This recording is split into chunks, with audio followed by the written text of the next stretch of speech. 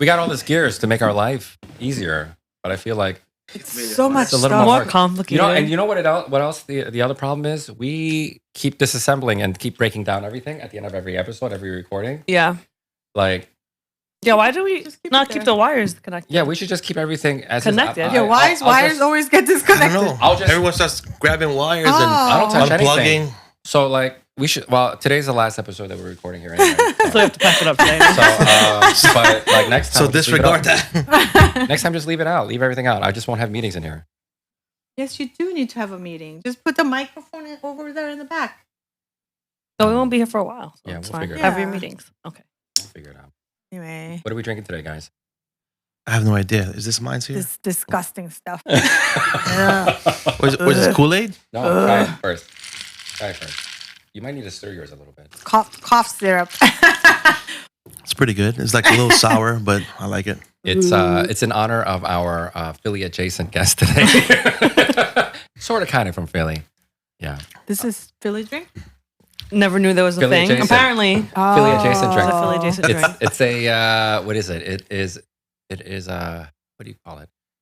You don't even know the name of it. It's an Italian Wooter-Ice. A spagliato. Yeah, do you guys taste the cheesesteak? Yes. All the whiz. I taste all the whiz. Yeah. I love how you're treating Philly like it's another country. It's not that far. It's an hour away.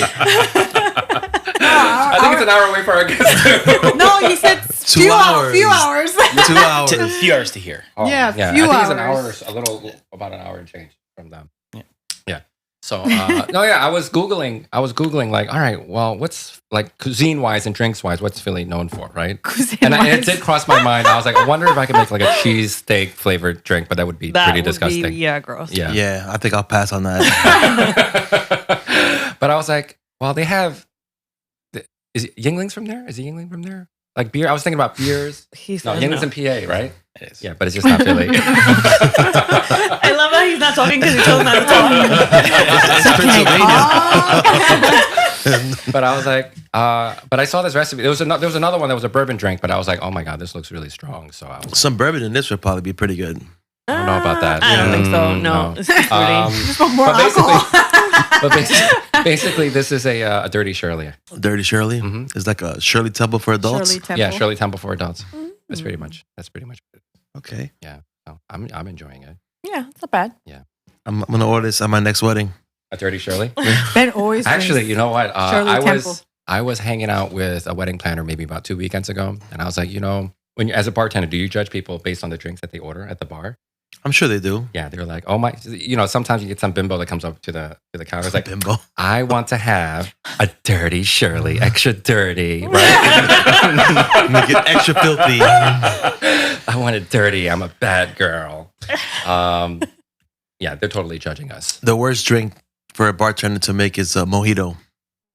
Actually, that's what that's what she said to me too. Yeah. So if you order mojito, They hate they're you. My deep brother's a down bartender. inside, He they're wants calling to- you an asshole. Why? Because it's a lot of work. It's a lot of Yeah. work. 'Cause Yeah. I thought Like maybe mint and I thought it might be like a Long Island iced tea because it's got a million ingredients. But yeah, mojito, they got to mush all that Mush, up. muddle everything. It's too And just much. imagine, let's say it's a round of 5 mojitos they have to make. yeah. That's a lot of mashing. Mm-hmm. Did I make you a mojito? No. What's that in No. the brass? That's a mule. The Moscow mule. Mule. That's a pain in the ass too. Similar to mojito, yeah. Pretty yummy. And you know what? How many of those mugs do I have? 2, and we don't need any more. if you guys need it, No, I'm we'll bring wondering- it over. You know what? Maybe for one of our episodes. Make For a the drink summer. in the Yeah. a drink in that. Yeah, and we have 4 straws and we all share. I don't know about the sharing part. We can each share. fish That tank. was there. We'll have one. You Yeah, guys we'll will have have That'd be the funniest. People were like, these people are nasty. All 4 of them sharing one drink. You and Ro can share. That's fine. I don't care. I had COVID twice. I'm We're over about it. to make it 3 times. All right. Anyway, what are we doing now? Are we Are gonna, you focused yet? No. Definitely I'm hot not. AF. Ben is. I know it's so hot. Yes, I'm hot AF. Oh Thank my God, God. this is our last episode. We're in like, this- I'm in this she said. suffocating. Well, you're wearing sleeves. Yeah, you are wearing a whole But they're like jumpsuit. super thin. But it was long windy sleeves. today. It was It windy. was. Yeah, I don't was know, cloudy. guys. Everyone else got short sleeves. But you Yeah. guys were in jeans. We are. It is hot, but I mean, we'll make it work. I got my chochis hanging out. Dying. Chochis, right? No, not chochis. Is that what it's called? Chichos. Oh, chichos. What is that? What is that? My muffin top. Love handles. Love handles. Got my chichos hanging out. Chochis.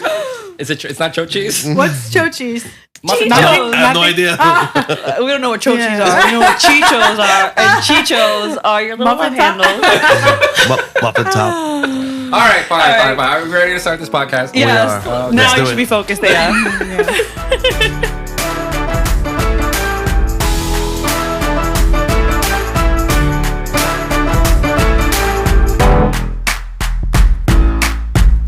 All right, welcome to the Focus AF podcast. My name is Ben, I'm Karis. This is Jen. This is Ro.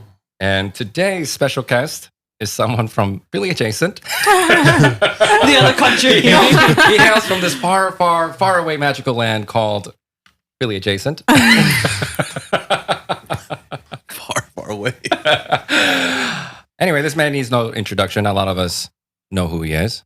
If you don't, I think that you definitely should. So without further ado, our very good friend of the podcast, Nathan Desch. I was about to call you Nathan Horowitz, right? He forgot your name. Thank you for having me. That was the longest pause ever. I'm not focused AF. I'm hot AF. Yeah. Welcome to the podcast, Nathan. Thank you. It is warm in here, but it's nice. It's cozy. I'll add more ice to your Italian Wooter-Ice. So, Nathan, introduce yourself, who you Hello. are. Give us the whole background. So my name is Nathan. I live right between Philadelphia and Lancaster, Philly adjacent, if you will. I've been shooting weddings for 16 years, and several years ago, I launched a company called Shoot With Me that helps photographers find and hire help for their jobs. So that's my primary focus these days. I still shoot weddings. I second shoot from time to time for other people, but that is my primary focus at this point. How many weddings are you doing now? Between second shooting and lead shooting for my own weddings, about 30 a year. Nice. Yeah.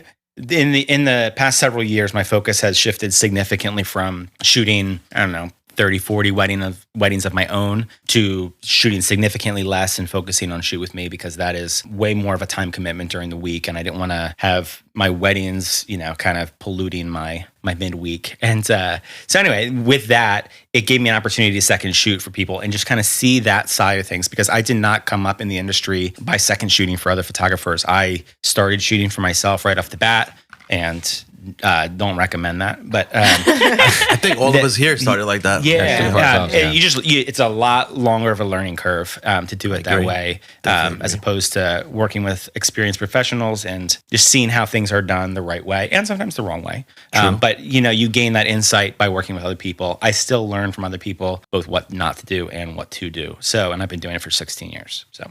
I actually know a little bit of Nathan's background story. You didn't start off being a photographer. You were doing something else beforehand, right? Mm-hmm. Yeah, I was an electrician for many years. And my cousin was getting married. I was into photography as a hobby at the time. My aunt was like, yo, I'll hook you up with $300 or whatever to shoot your wedding. And I was like, awesome, cool. So I had like a 50 millimeter lens, which is the trashest lens in the world. That's Let's put that out 50-50. there. Nifty 50. Yeah, I hate the 50 millimeter lens, but I still love hate it. But anyway, shot the whole wedding with the 50 mil. It was at a tented wedding in July, and it was overcast, and it just was like the easiest day in the world. yeah. So Perfect you thought scenario. it would always be like So that? I thought, what happened for me was it went as good as it could have possibly gone. Most people, it doesn't work that way. They run into situations and they completely flop. And if that's their entry into the industry, they're not getting referrals from that first job. And if they ever want to go shoot another wedding and somebody wants to see the previous wedding that they shot, they're showing them garbage. And True. that's just the reality of it.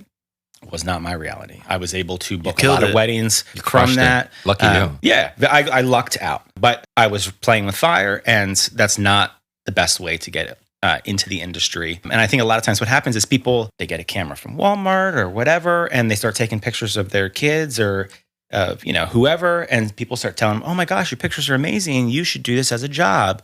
and they think that affirmation is legitimate enough to go start charging people, and That's what happened to us. yeah.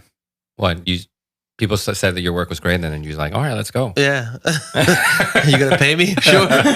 Yeah, but for every one of you guys, there's 5 or 6 other people who, completely flop. They True. make an embarrassment out of the situation, and then they're bitter at the whole entire process because it didn't work the way that they thought it was going to work. And a lot of times what happens is people's egos get in the way, and they don't want to learn because they feel like, okay, well, I've already done a handful of jobs. And if I go back and start from the fundamentals, people will think I'm a fraud, right? And that's not helping anybody in the process. So how were your weddings, like weddings number 2 to number 10? I mean, were those also like amazing, perfect, cloudy day, pleasant weather outside? Barbie and Ken types?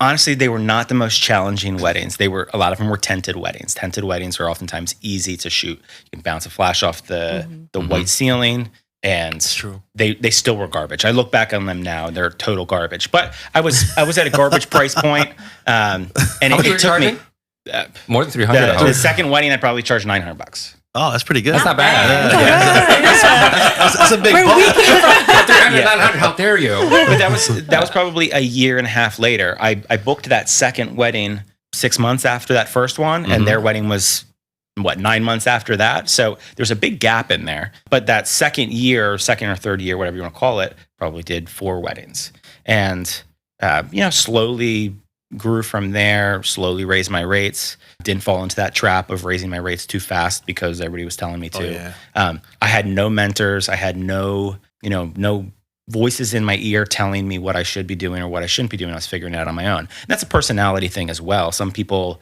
are more prone to figuring things out on their own. Other people, they think that's the way they are, and they flop because of it, because they're not getting good insight. Ben and I have talked about that many times. But yeah, things went well, and it progressed, and I gained experience, and I was learning, and I was figuring things out. Got to the point several years later where I was able to go full time. How many years did it take for you to make that jump? About 6. Yeah. The year I quit, it was the first pandemic we had, that H1N1, swine flu or bird flu or whatever it was. I got that really, really bad. Was out of work. Was working as an electrician full time. Was out of work for a couple weeks, sick as a dog, and came back in. I had 30 or 40 weddings booked for that summer. And this was in May, maybe. I had 30 weddings for the rest of the year. I mean, I was very booked. I went in. I was miserable at work that day. Put my 2 weeks in, and that was that. So from that point on, I've been in the photography space full time. You guys had a similar story too, right? Was the first one a shit show for you guys? No, it wasn't. No, it wasn't. Shit show. It was a regular low budget, like $150. We got paid $150. I haven't met someone that charged less than we did. $150 the whole day. How many hours? No, it was 4 hours. It was a small wedding. So if you think about it, like, where you charge $300 for a 8-hour wedding? Well, I don't even know how many hours it was. It's a full day. Okay, so it's full We day. did- So it's not that bad. We're not that far off. Yeah, our first apart. wedding was $400 for the whole day, entire day, and I gave them color and black and white. Oh, nice. Did you get them fully an edited. album too? I offered them an engagement session too. For an additional 400. cost? No. This was my first job. The barn wedding you're talking Yeah. about? Oh. Yeah, So we got and it wasn't a tent wedding. It was a barn wedding. it was a barn wedding. So like all the walls were like lacquered. Dark. Oh. So it was nice and shiny orange, right? And I bounced my flash because that's what the And it internet came told back me to orange. do. And I was shooting JPEG. I wasn't shooting RAW, so I couldn't even fix. I couldn't even fix. I would love to see those files. They were shit. I tried to fix them years later. I can't. You can't. It's impossible. And think so. so they had a lot of really nice black and white photos. Nice. I delivered black and whites. What'd you Black and edit them white. with? Photoshop. Lightroom 2. No, we were editing with Photoshop. I edited them. And all the eyes had the red eyes. Oh, you were No. straight because flash. of the flash for family photos. Yep. So a lot of them had red eyes. I haven't seen red eye in like over a decade Yeah. in photos. Wow, this was a long time. Lightroom didn't exist when I shot that wedding. Oh boy. So I was editing with like the Hey, Apple iPhoto or whatever. Oh, it was not even awful. Photoshop. Lightroom came out like a year or two later, and I remember at the time all the photographers in all the groups were like, "Oh, there's this like hack job editing thing, Lightroom. Yeah. All these amateurs are going to use it." And I've never once used Photoshop for anything ever. Yeah. Because I can do everything in Lightroom. Yep. And if I need something done, I just send it out to somebody to do. But yeah. Anyway. It was Lightroom 2 was out when we were. But we didn't use it for that job. Now, did you have an official version of Lightroom? It's hard to say. I don't know. I don't recall. Probably not. Not until recently. Yo, I was on Lightroom 4 until like a few years ago. Because for those of you guys who don't know, it's subscriptions. I hate subscriptions. Just like the whole principle of it. Like, Ben tells all of us, do not update anything. and my editor's like, yo, like Lightroom 4 is so old. We're still using like CS Spy. There's no gradient filters. There's no radius filters. Nothing. So finally, I bit the bullet. I was like, because the thing, I mean, at the end of the day, it's really nice now. It's $15 a month. I can afford $15 a month, but it's just the principle of paying $15 a month forever. Yeah, it adds up. It adds up. It's like they're holding my stuff hostage, you know? So you answered a question I was going to ask. If you were, when you started out, were you in the Facebook world? Like the Facebook photography community world? Not when I first started out. Groups was not nearly what it is now. Right. Okay. And forums. there was something called Fred Miranda, which is like a forum, right? And I was a lurker, and I would just kind of like see what the conversation was, but definitely didn't feel like I had anything to contribute, and I didn't want to be that guy that was like, I don't know what I'm doing, help me constantly. That's like every Facebook group right now, though. Yeah. Right. Yeah, what I was saying to the point is like, because you guys all didn't work for anybody else, so you started it on your own. And I think that was probably that same like time frame before groups became a thing, that you just had to figure it out on your own and just shoot for yourself. You were frowned upon from the people that were already established. They didn't want you coming in and taking over their work. Back then, I think more so people are like, no, you're gonna steal like territorial. Yeah, you're gonna learn and steal my stuff. So like, no, I don't want you second shooting. And the fact that I didn't get a mentor wasn't for lack of trying either. Like, I think our marketplace has changed so much in the last 10, 15 years. Back then, and I think to some degree still today, but like back then, for sure, there wasn't a lot of sharing going on. You know what I mean? Yep. Like I asked for mentors. I asked to shadow with these folks, and I would get shunned at every turn. So I had to figure out everything on my own. When we started out early on, I second shot for someone, and he made me use his cards, so I don't take the images at all. They still do it today. Yeah, so it was like it was harder too because like you wanted to do a good job, but you never knew if you did a good job because you never saw your images. It's kind of sucks. Yeah, and when I was starting, a lot of photographers were still using film, and it was when they were freaking out about digital, and everybody's going to be able to get that constant feedback of the quality of their images. They're not paying for film and that whole thing. So like a lot of the old time photographers, the ones that have been doing it a long time, they were doubly paranoid about all these new photographers, but also more coming because of the digital world, and weren't learning the right way on film, and they're not doing things the right way.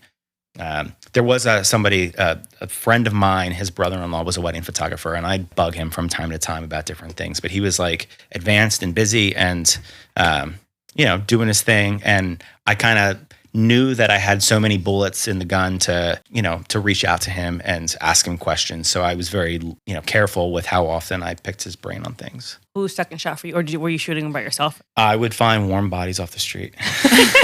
Honestly, Home Depot? I had my younger cousin. I had my younger cousin second shooting. He was like 16, 17 at the time. Yeah, I'm serious. Oh my God. So he shot a couple weddings with me. My wife did shoot for me for several years. We realized that our marriage was in a better place when we weren't shooting together. So it's not easy, guys. And here's the deal. It wasn't. It was primarily because she was my second shooter. It was not like a team, like we're both lead shooters, and we had friends. Yeah. We had friends that were in that position where they're both experienced photographers, and they came together and they have a brand together, and they both like tag teamed off of each other. There'd be times where love you, Christelle. There'd be times where I'd be like, getting stuff together during cocktail hour, getting lights set up and talking to the DJ, talking to the coordinator. And I'd say, hey, go shoot guests, get them together, shoot some grip and grins, whatever. Go do this stuff. She's like, well, you're not doing anything. Like, why can't you do it? And I'm like, well, I'm talking to the venue and I'm doing whatever. So that didn't work. That is like That's 100% every husband and wife. Every weekend. And yeah, we would leave weddings and be like pissed off at each other, and then like get home, we'd be fine. But yeah, it wasn't the best. And honestly, it was easier to find a second shooter eventually than find a babysitter for kids. Or finding a new wife. Yeah, finding a new wife. That's expensive. So we just made that transition, and for years we did foster care, and then we were limited by how many people we could have watching foster kids as well. So it just was a logical transition at that point. So for many reasons. But then I would find second shooters randomly. I for a long time had somebody that worked in the office doing just general admin stuff, and she would second shoot. And the goal was for her to have more of like a long-term thing. And she decided eventually that she didn't want to do anything with weddings or photography anymore. So she got out of that. And that's right around when I started working on Shoot With Me, because I was just seeing this constant need for people to have a pathway into the industry, and also for photographers to properly vet help they need for their jobs. So how can one start off as being a second shooter, newbies? I know it's tough for all of us because we didn't start off that way, but then or now? Now. Like, how do you become a second shooter now? These Yeah. days? Easy. You just go to Costco, pick up a camera, right? And you go into these Facebook groups. Hey, who needs a second shooter? Right? These are my gears. Ding, ding, ding. No. And then 50. And my rate is $75 an hour. $75 an hour. I know my worth. Now, assisting is the way to go. Start out by assisting, because you're not putting yourself in a position where you need to be relied upon for your photography skills. If you are not familiar with how a wedding day flows and you're new to photography, you're doubly overwhelmed by the photography side of things and trying to nail the shot and, do what you're supposed to do, and also figure out the flow of a wedding day. Assisting allows you to fairly easily go through a wedding day and help hold light stands, carry bags, do whatever. You get paid a little bit, you get a nice meal out of the deal. Do that half a dozen times, and you build some rapport with photographers. And then when they know that you're interested in second shooting, they might bring you along to third shoot something, or they want to vet you properly. I'm not going to hire somebody that has never shot a wedding, even if they have a decent portfolio doing street photography or portraits of their nieces and nephews or whatever. It's a completely different animal doing weddings. Mm-hmm. So assisting is a great way to get into that. Yeah, I had an inquiry recently from someone who wanted to join our team. And as a what? A lead second shooter? Actually, no, he reached out. He wants to become a professional wedding photographer. However, he realizes that he doesn't have much of a portfolio. I mean, he's a very talented studio photographer. A lot of the work that he was showing me, he's showing us, just a gallery of just portrait work, studio work, right? Mm-hmm. And which is very different from what we do. Yeah. So he's like, hey, listen, man, like, I will do anything you want me to. I will carry heavy bags. I will carry light stands. Whatever you need me to do. I just want to get into this industry because I assisted a couple times. I really enjoy that work environment. I'd like to, connect with more, wedding photographers whom I admire and stuff. I was like, wow, this is really nice. This is really cool, right? But still, in the back of my mind, and maybe Nathan can expound on this a little bit more too, what his views on this is, right? So like, my wife and I, we also own and manage an associate brand too, right? So we have no shortage of people reaching out to us. Hey, we want to assist with you. We want to second shoot with you and everything. And the problem with that is we'll have people that will spend all this time, effort, and money to develop or to have them hang out with us and stuff. And basically, they're just building their portfolio off of our work. We recently had this happen, maybe about a week ago. We just found out that he's bouncing. Oh, man. And he's been with us for maybe about, 2 or 3 months. So nothing you can do about that. I mean, God willing, the people that we have on board, they stay with us forever, right? But certainly we can't expect them to spend their entire careers with us. It's certainly within their right to leave. But the thing is, it's like you're getting dumped almost, right? You spend all this time, effort, and money to kind of like cultivate this relationship, to develop this person, and they just bounce when they have what they need, Mm-hmm. Do you think that one day it'll get to like that, like in the trades world where they'll pay for your education, but every year that you're with them, you're paying off your education? Do you understand what I'm saying? Like, for instance, if they send you to get licensed and certified, if you stay with them for a year, you only owe 75% of what it costs. You stay with them for 2 years, 50%. How do you enforce it if you can't find them?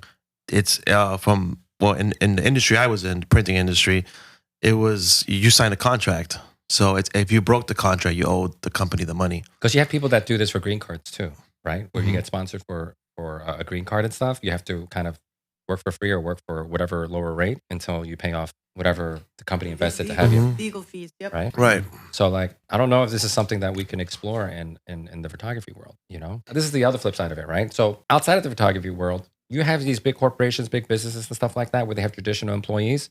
They're not beholden to the company. They can, you know, it's certainly within their right to learn what they need to learn, and then they bounce. It's certainly within their right. Tech people do that all the time. You know, they're in there for 1 or 2 years and then they're out, right? Because they just learn whatever they need and they're out. From a business owner's point of view, right? That's like kind of a shitty situation for us. You know what I mean? So I guess, Nathan, what are your thoughts on that? Yeah. It all depends on the type of people that you're bringing on to associate shoot. We've talked about this a little bit in the past, where some studios are looking for photographers that have a ton of experience. They've tried running their own company.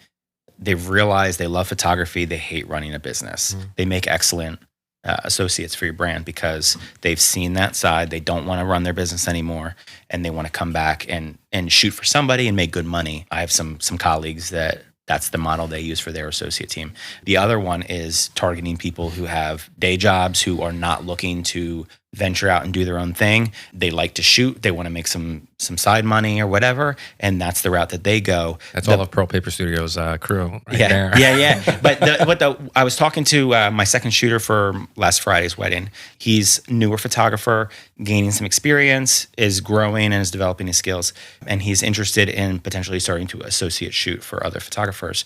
And we were talking about it a little bit, and I was just telling him, like, you need to be very clear about what your goals are. If you're looking to start your own company, you're not going to be really attractive to a lot of photographers because they're going to view you as maybe there for a year or two until you develop your own, you know, portfolio, and then you're going to bounce and run your own company. They want to invest in people that are going to be with them for the long haul. At least that's the goal. It's, you know, you're not going to sign your life over to them, but you want to make sure that you're clear about what your long-term goals are, so that you can accurately present yourself to the studios that might hire you. What do you guys think is fair? Like, if you're going to spend all this time, effort, and money to develop someone, like, what would your, I guess, minimum expectations be if you're going to spend all that time, effort, and money to train this person? What do you think is a fair length of time? I think like 2 years or so. 2 to 3 years. Yeah. Too. And also, I own you for 2 to 3 years. I think maybe a year. No, a year's too short because the booking is too. The average wedding booking, right? About photographer, 9 to 12 months. Yeah. So they need to commit to at least that. You know, the last thing you want is for them to just bail when, you know, you already sold them to this client. So situations like that is where you're trying to avoid. Yeah. And I feel like if you're upfront about it and say, listen, if you hire someone that's building their own business, you have to make sure that they know that they cannot back out of that wedding no matter what. They have to turn away because some people have that luxury of backing out to take their own wedding. You know, it's very rare, but there are people. We have mutual friends that have done that. Yeah. Yep. I can't hate them for it. You know, they got to put food on the table. And I would feel like a shithead if I were to prevent them from taking that booking. Is it not like an industry thing to have, like, for associates and second shooters to have, like, contracts in place to protect the business owner and the shooter? For associates, I feel like there is. But, like, it's so, like people just so lax about it. Like, oh, yeah, I have a wedding on Saturday. I don't feel like shooting it with this person anymore. Hey, you know, you have to go on your own and find your own second shooter again, or associate, whatever the case may be. Pretty bad. Because nobody puts anything in place to protect themselves. I had someone bail. Second shooters. I had someone bail on us like a week before. Oh, I need to pick my dad up from the airport. I was like, are you kidding me? You better take an Uber. This is a second shooter? Second shooter. Did you hire him on Shoot With Me?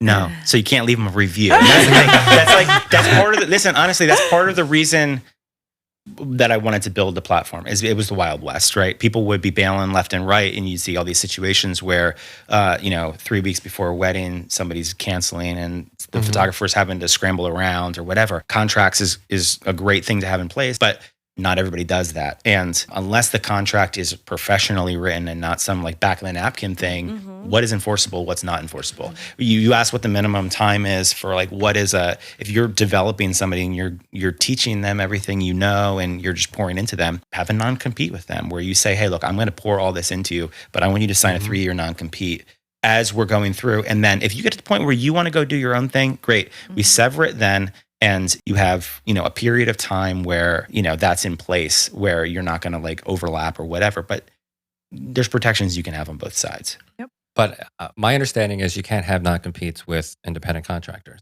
And I think in many of these cases, these are independent contractors or subcontractors. Yeah, that's true. For a lot of companies, a lot of the ones that are trying to prevent against that, they make their associates employees. Pay them through payroll. That way, they're not running into the same logistics. Because technically, I don't know how it is in Jersey, but in Pennsylvania, if you're dictating when the start time is, when the end time is, how they need control. And it's too similar to, from a tax standpoint, it's too similar to an employee that it's really risky, especially if you have a dedicated brand with it. If in my situation, there are times where I've had couples, especially over COVID, where they booked a certain date, wedding got canceled, they rebooked for a different date. I was booked already. I said, hey, I have somebody, I can shoot the wedding. I'll still edit everything, whatever. I'm not going to bring somebody on as an employee for that situation. Right. But if it's a long-term thing and I'm looking to fill somebody's schedule, I'd probably think about making them an employee. I mean, you also have data. If they've been with you for 3 years, you can see what their average salary has been, and pay them more. No, not pay them more, but pay them that average so that they don't. Thief. Yeah, I feel like this is the only industry that doesn't happen in. Salons do this, like barbers do this, like contractors. It's an informal contract. It's all very informal, but the thing is, I do think that even without a platform like Shoot With Me, right, where you get to write reviews for people, I think the industry is small enough where we know who's acting up. Behind closed doors, I know I think we all know who's acting up and who's trustworthy or not trustworthy. Maybe. Yeah, it depends. If that person's in the stratosphere or in the area, maybe. But if you're looking for someone last minute, you don't have time to vet them out. That's true too. You're just trying to find somebody to cover that wedding, and then that's when things happen. Like you don't know who this person is. You've never seen their portfolio looks great. Anybody can have a nice portfolio. Yeah. You can have a lot of internet warriors who, present really well, and they're always active in chats, Facebook groups, might have some really nice portfolio images, but until you see the body of their work, you don't know. Until you see how they interact with clients, you don't know. Can the second shooters write about the studio that they work for too? Oh yeah, absolutely. Yeah. So actually, I'm glad that you're here, right? So I have a friend that used the platform, Shoot With Me platform, right? And this individual had, the second shooter candidate had all great reviews, great portfolio and everything, right? So this studio, they hired this guy, right? But for whatever reason, I think this guy, the work that he got back looked nothing like his portfolio. He was nice enough and all, but it was just fell short of expectations. Sure. And the studio just felt like, well, I don't want to, shit on this guy because I might be the weird one here because he's got all these glowing reviews and stuff. And I don't want him to retaliate and bad talk about me. And I have all these weird expectations or whatever. Right. You know what I mean? So that was his fear. I don't think he wrote a bad review, but he was like, should I write a bad review? I was like, you have to do what's right for your business. If you want, go talk to Nathan. He's a nice guy. Yeah. No, it's a common question. So the reviews are double blind. So both parties leave the review before either of them see it. Just like Airbnb. If you stay at a house on Airbnb and it's garbage and you leave a bad review, that owner of the house isn't seeing the review and they're like, oh, they just crapped all over me. I'm going to crap all over them. So you have that protection. The reviews are not set up to be a photo critique. The closest part of that is, did their portfolio align with what they shot, right? So did they meet expectations? But if you hire somebody, if you're a light and airy photographer and you hire somebody that does a lot of off-camera flash and the styles don't align, well, that's partly on the photographer that's doing the hiring. I don't know what the situation was with that, but were they professional? Were they on time? Did they meet expectations? Was their brand alignment? And there's a place to give private feedback where this photographer could have said, okay, hey, Johnny, or I hope his name's not Johnny, but Johnny, your portfolio is different than what you delivered. You might want to keep that in mind moving forward, or what happened here. And sometimes it's worth having a conversation about. Ultimately, it's a marketplace, so we're not vetting every single photographer, and because it's an art, photography is an art, we can't say, okay, this person's skill is exceptional and this person's is garbage. There's a lot of photographers that are doing really weird stuff, and it's super high end right now. All the direct flash, super blurry images, all that stuff where it's kind of in right now. I would never work with somebody that shoots that way personally, but there are other photographers that's what they're looking for. So it's impossible for us as a third party to say, okay, yes, this person is excellent artistically and this person is garbage. But what we can kind of control is on the professionalism side. Does this person continually act professional? Do they treat the clients of the person who hired them like their own clients? That type of thing. Yeah, I'm not sure if that warrants a bad review. It's more of like 4 out of 5 stars or something like that. You know what I mean? Like, I'll see what he texted me. Yeah. Let me see if I can find it. It's one of those things where you're like, all right, I won't hire this person again. You know? And you can if you have a really awful experience, you can put somebody on your block list. So they won't show up in your search results ever again. We've had that happen sometimes where people just had a weird experience with somebody. But if somebody is awesome, you put them on your favorites. Makes it really easy to hire them in the future. So, okay. So yeah, either on or off. Okay, so when people typically off of Shoot With Me in a Facebook group, they need a second shooter. They make a post. They say, I need a second shooter for this date. This is location. This is what I'm paying. This is what I'm looking for, Team Nikon, whatever. They put all those details in, and then they get 40 people that comment and say, pick me, right? The photographer then has to go through that list of people and see who is actually local. There are photographers who regularly comment in groups that they're 500 miles away from. So you have to figure out, okay, are these people local? Does their work align with the work that I have? That should be like one of the first barriers. If somebody's shooting super light and airy and whatever, like they're not a good fit for me. So you go through and you figure that out. And then you kind of continually whittle it down. The problem with photographers saying this is what I'm paying is people that have a ton of experience and typically charge more than that per hour, they're not going to comment on your post. People that are, way less experienced than what you're looking for, their work is not worth $50 an hour. So they're going to comment on your post. So you have to weed through those people and verify that like they are not a great fit. If that person though that's less experienced said, I'm $30 an hour, I'm $25 an hour, I'm just getting started, here's my portfolio, here's what I do, and I'm looking to grow and whatever, somebody might give them a shot because the value then aligns with the rate they're charging. But when you as the photographer and you're looking for help, you dictate that rate, you're boxing out a lot of talent and you're making it a lot harder for yourself. So then once you whittle it all the way down, you might end up from 50 people, you might end up with like 8 people that are a decent fit for your job. And then you're reaching out to them one by one and you're saying, hey, are you actually still available? And some people might say, oh, I got to check and see if I have somebody lined up for the kids. Or somebody might say, oh, I was talking to somebody else about second shooting that day. Let me get back to you. And it's this whole back and forth process. It sucks, right? So eventually though, what you find is somebody that most meets your needs. They shoot the ecosystem that you have, if that's important to you, same style, they have, experience, etc. And you hire them and like that's one wedding. And you have to do that for all the weddings you shoot. Mm-hmm. So that's part of the problem. And then you might hire somebody and it's a complete disaster. And you're not going to go back on Facebook and say, hey, I hired Kevin over here and he was a dumpster fire. And the work that he's showing on his website clearly is not his. I've talked with dozens of photographers who say that they've hired people in the past, or they were looking to hire somebody that they just asked them about their specific shot or whatever, because they list their gear and they have like basic equipment and they were showing these shots that have all kinds of off-camera lighting and everything.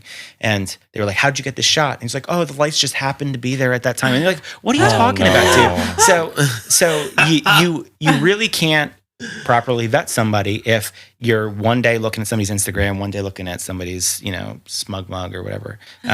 But on Shoot With Me, it's completely different because everybody's profile is set up the same way. You have your portfolio, you have your bio, your gear list, your reviews from other photographers that have worked with you, different badges that you've earned through the app that indicate how fast you are to respond to job offers, how often you've been favorited by other photographers, that kind of thing. And then we're launching this the certification process for assistant second shooters and lead photographers that will further help validate people that might not have as much experience. It'll just give photographers more of a, an assurance in hiring them. So when you create a job, you see everybody that's local and available. You can see their rates. You can see their, everything about them go through, and the people that are a good fit, you add them to your job queue, which is like your list of people that you're comfortable offering the job to. And not everybody in there is going to be ranked the same way. Right. There's going to be some people that you're like top priority and other people that I'm comfortable hiring this person, but they're lower on my list.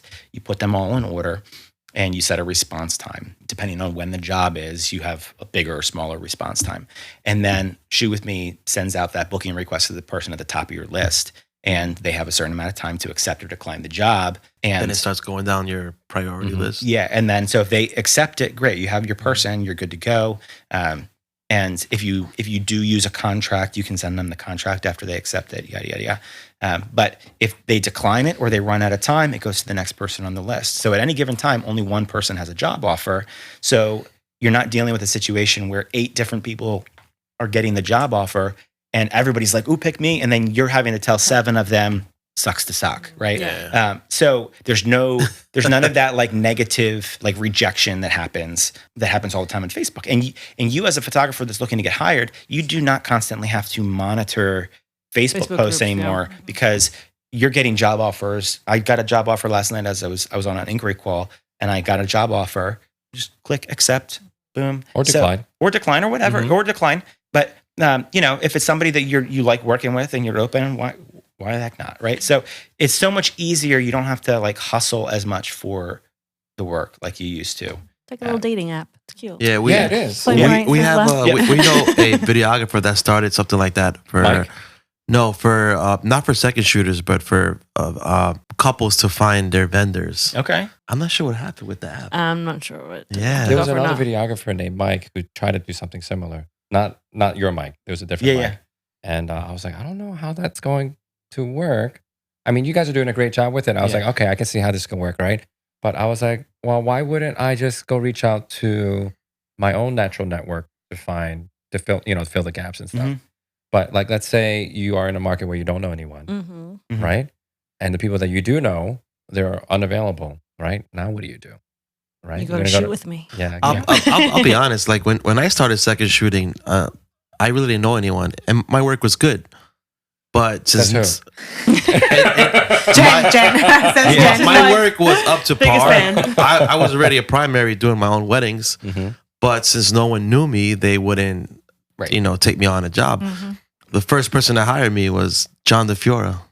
He gave me a chance, and ever since then we've been friends. And like he posted about his experience on the Facebook group, and then that led to me being friends with other people that hired me and stuff. But if I would have had a platform like Shoot With Me, and when I was trying to second shoot, it probably would help me a ton.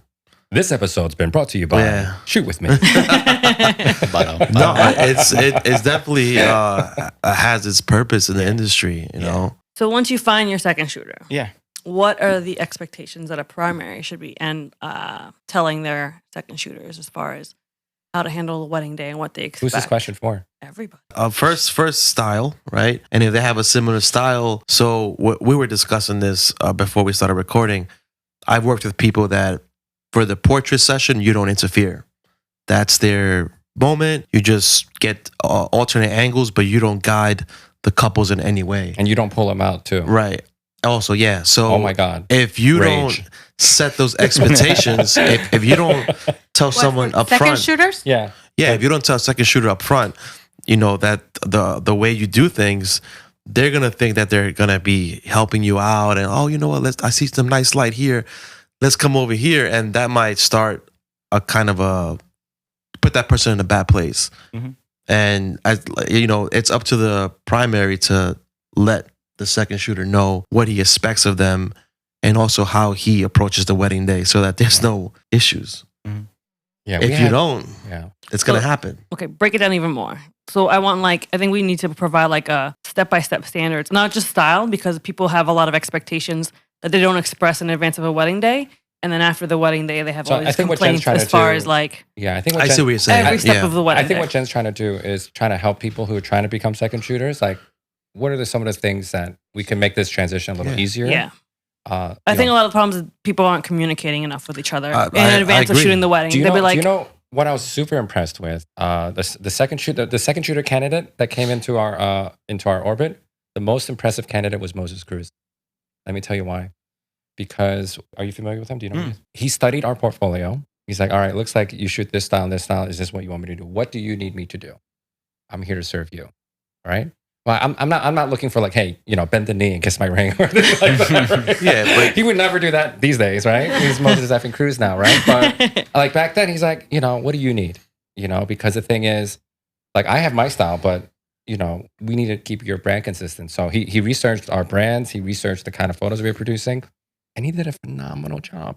yeah, And he always went above and beyond. Like, even though he's a second shooter, he was doing assistant jobs, carrying bags, but it also goes back to like he asked you, mm-hmm. he researched your product and say, all right, this is how I can serve you, right? Mm-hmm. I second shot for someone, never gave me any guidance, just said be yourself, and that person stopped using me because they said I was shooting like it's my own wedding, like my style. Mm-hmm. But he didn't give you any guidance. Yeah. Exactly. Like, what do you expect? That's the way I know how to shoot. Mm-hmm. So if you don't tell me how to shoot or how you want me to shoot, do your own thing. I'm gonna do what I naturally do, right?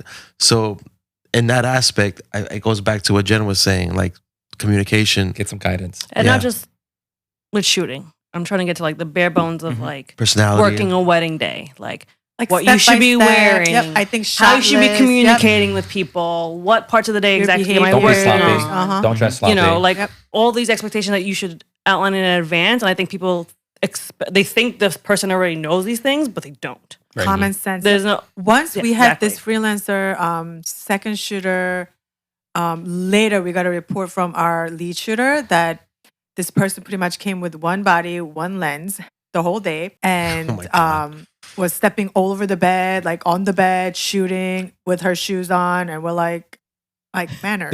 This is pre-shoot with me. I know. basic. Yeah, no, this was yeah, but yep. Yeah, She wanted yeah. market, and she wanted market rate Yeah, too. market rate. She said she was experienced, but pretty much like her whole gallery was like blurry and was not deliverable. Yeah. Yeah. Yeah, the whole rate is a separate conversation. We can jump into that later on if you want to. But if the lead shooter does not communicate all the specifics, show up 15, 20 minutes early. If it's a long drive, double the time, whatever. Get there with plenty of time to spare so that you can get established, get a lay of the land. I want to be wherever paid you're for gonna those be. 15 minutes that I'm there early. What's that? I want to be paid for those 15 minutes that I'm early. No, that's part of the job, guys. Like that's like going to work. yeah. So But I think there will be people that will be like, why am I showing up why early? am I I'm gonna showing show up up on the early? Well, those are the Yeah. people you don't want to use. no, Exactly. Right, Yeah. right. They're not a great fit. But if you're looking to get into this, you need to be taking the approach of like you're there to learn and to serve the lead photographer. And if you're going into it saying like, hey, this is what I demand, this is what I expect for me, you're gonna be shunned so fast. Like nobody's going to want to work with you. There's a photographer that was fairly new to the area, the Philadelphia area, had a nice portfolio, just didn't have any relationships, and he was trying to second shoot for. I know who you're talking about. I know. Yeah. But he was just from day one. He was like, "I'm the man. I know what I'm talking about. This is yada yada yada." He rubbed a lot of people the wrong way, and just didn't get opportunities then because people were like, look, you're already rubbing people the wrong way with how you're approaching yourself and how you're carrying yourself now. It just isn't, it's not going to be a good fit. So show up early, dress professionally. Comfortable shoes is fine, but some studios, they want you to wear all black, others just business casual. Don't show up in jeans and sloppy and whatever, unless the lead photographer tells you to dress that way. Yep. If that's the vibe. The vibe. Mhm. Yeah. Style. There's a photographer, in this area that he dresses very casually for most of the day. Also, whose cars are you shooting on? Are you shooting on one of your own and one of the lead shooter? Figure that out. Figure out when you're going to be paid. Figure out, hey, am I going to get a meal out of this? Because if you're going into it assuming you're getting a meal and then it doesn't happen, you're going to get cranky. So pack snacks. Pack enough water for the full day. Assume you're not getting fed most often. You're not going to get breaks. Right. So if you're used to getting a break every 3 or 4 hours at your day job, you might be working a 12-hour wedding day and you're not going to get to sit down. So you need to understand that weddings are a completely different working environment and they're long and they can be tiring. But like if this is truly what you want to do, get used to it because this is what you need to be prepared for. If you're trying to get these relationships, I think you touched on it earlier. Some people, their egos just get in the way of their own success. Like just listen and serve. I'm not trying to make this sound condescending or anything like that, but from a leverage standpoint, you're the one that is trying to grow the business. You're trying to reach out to a person who's already established. You know, you need it more than they do. Yeah, and you're not as experienced as you think you are. The whole Dunning-Kruger effect, like we've talked about this a million times. You've probably heard it on podcasts a million times. But like oftentimes when people get a little experience with something, their confidence in their experience far surpasses what it should be. And the more they become an expert, their confidence in their expertise actually continues to drop. They realize, I don't know nearly as much as I thought I did, even though they're now further advanced than they really were to start. So many times people are like, told by family or friends or whatever, you're an amazing photographer, you're so good, you should do this, you should get paid for this. And they go into it and they're like, I'm really awesome, I'm really experienced. And it's just not the case. You don't know that until you work with an actual professional and see what a typical day looks like. Biggest frustrations when I was second shooting was not getting my cards back, or like waiting forever to get my cards back. These are your cards? So like if I'm using my cards and at the end of the night you're handing them over, Yeah. at least mail them to me in a decent amount of time. You know, like I've had to chase people down for my memory cards. Were you shooting dual card slots? Yeah. So at least you have your photos. You just but right? You want your other card? You want the do want your card. I mean, the cards costing me like cards. $30-$40. Yep. Yeah. You know, like, or at least buy me one on Amazon and have it sent to me. You know. Yeah. That's one issue that I know when I was second shooting a lot, that my peers that were also second shooting, that's one thing that we always spoke about. It was like people who you have to chase to get paid and chase to get your memory cards back. Ben Lau was not on that list. I never second shot for you. No. People that your associates, your friends who second shot with us. Yeah, that's the important thing. As a studio owner, you got to make it easy for them to make it easy for these second files. shooters to, because it's two-sided too. This road goes both ways, right? Because you might be a second shooter where no one wants to touch you because you might be very talented, but nobody wants to work with you because maybe you're an insufferable human being, right? It goes both ways. If you are you have all these jobs and everything, right? But you're taking people's cars, you're not paying them on time. Nobody wants to work with you. Yeah. You know what I mean? You're also going to struggle trying to find help. Yep. Even if you pay $1 million, nobody wants to work with you. You know what I mean? Yeah, I've encountered all that. And, well, $1 million, maybe they will. no, like you know what happens? It doesn't matter the money, like, or if you're free. Are you sure I'm not going to help but them. It's $1 million. I'll consider it. But there's been times where that happens. Like a person I second shot for, you know, they love my work and they're like, hey, are you free? And I didn't have a good experience. So I'm not free. I'm sorry, you know. And that's okay. It goes both ways, like you said. So it's like sometimes we don't take a job because it's a certain venue that, you know. Yeah. So I guess let's piggyback off of Jen's question, right? So what are some things that you shouldn't do? If you're trying to get into this career as a second shooter or an associate or an assisting, right? What are some things that you should definitely not do? Stuff that's going to get you kind of blacklisted. Right away, when they give you a clear guideline on what the image usage is, and you still go ahead and violate those guidelines. Oh, they start posting sneak peeks the right. night of? Yeah, I've seen people tag the bride and groom. Oh my god, as a second shooter, or if there's an issue between the primary and the couple, you stay out of it. For example, like if the couple's messaging you like, hey, I never received my images, you still have them, like that's not your problem. You have to let them handle it. I can't tell you how many times in Facebook groups a second shooter comes in, hey, do you think I should deliver these images to the bride and groom? No. You know, it's stuff like that. It's like knowing your lane and when to intervene. And how do these clients find these second shooters anyway? They do. They probably Facebook. Everyone's on Facebook. social media. Yeah. It's very easy to find someone. Yeah, I had some of these couples add my second shooters too. I'm like, how did you find each other? You know, but whatever, it doesn't matter. I'm like, I'm at a point where whatever. Yeah, you know, don't violate those guidelines. If the primary photographer does not want you to post on social media, tagging their clients, tagging the venues, don't do it. Respect it. Yeah, and some people do that. I've seen people all the time do it, and that's a big way to get blacklisted from a lot of people. That's when they get blacklisted. Back to what Nathan said earlier, don't be a jerk. If you're just like all about me, right?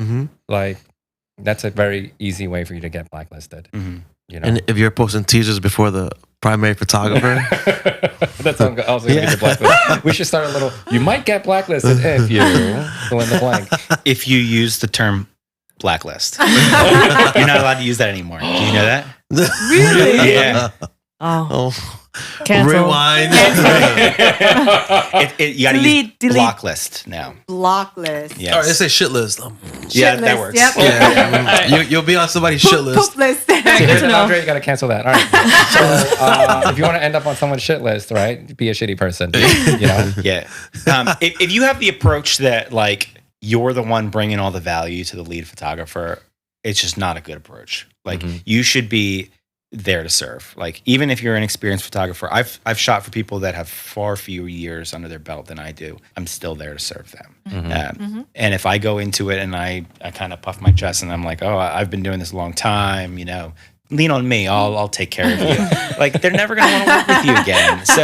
So just who cares how much experience you have? Be there to serve them and to facilitate whatever they're trying to do. If they're fumbling over things, it doesn't mean to step in and take over, but it means like, hey, how can I serve them in this moment to make their life easier? There's a photographer I was working with a while back who just was struggling with family pictures and everything. And just like kind of whisper in their ear and just say like, hey, how can I help? Like, what can I do to make this easier?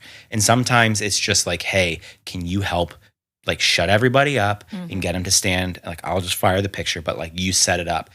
Whereas other photographers, if I would go set up, you know, how I want them to stand, they might have something completely in mind that's different. But don't do that. It's not helpful. It's actually making it harder for them to do their thing. So always ask the photographer in a quiet, polite way, In a private way. Yeah, it just, you're never going to benefit by like publicly airing something out with the lead And making the photographer. lead shooter look bad too. Right, In front of the exactly. clients. You never do that because you want Never. everyone to have confidence that the lead shooter knows what they're Exactly. doing, even when they're not. You know. Yeah. Because we have 4 lead shooters with our associate brand, right? And they all work. They have different styles of working. You know, like some need a little bit more second shooting help or assisting help, right?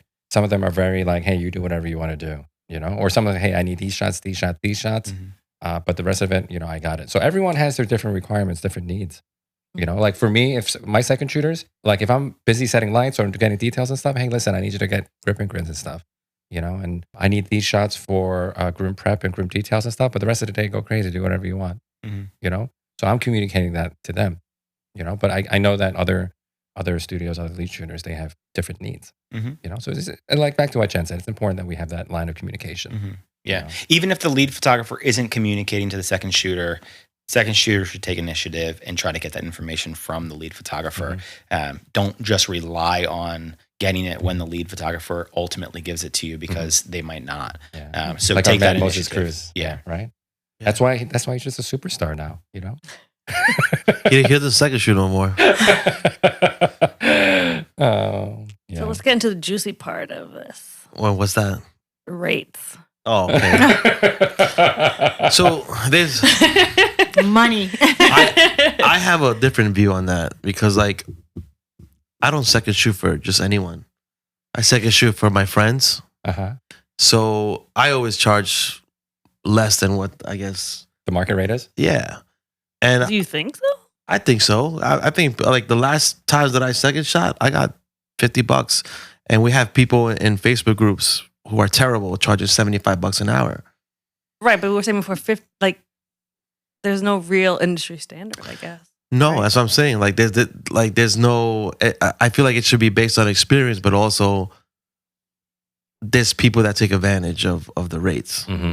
Like what you were saying, like we know people that charge $100, $125 an hour to second shoot, but they're also taking advantage of It's an emergency situation. emergency situation. Now, I know who those people are, and I always joke around and say, when you're in an emergency situation, I want to see you paying the same rates when you post up looking for somebody, because if not, everyone's gonna come after you, you know, because they know what you're charging, and if you're not paying the same rate, that's a problem. But I feel like as an industry, it is too much. There's too many factors involved, like the geographic location you're in, the market, and also your experience. Well, you might have more like data on that, Nathan. Shoot with me and So kind of- couple baseline things. What a photographer charges for them to second shoot and what they hire other people to second shoot for them does not have to be the same.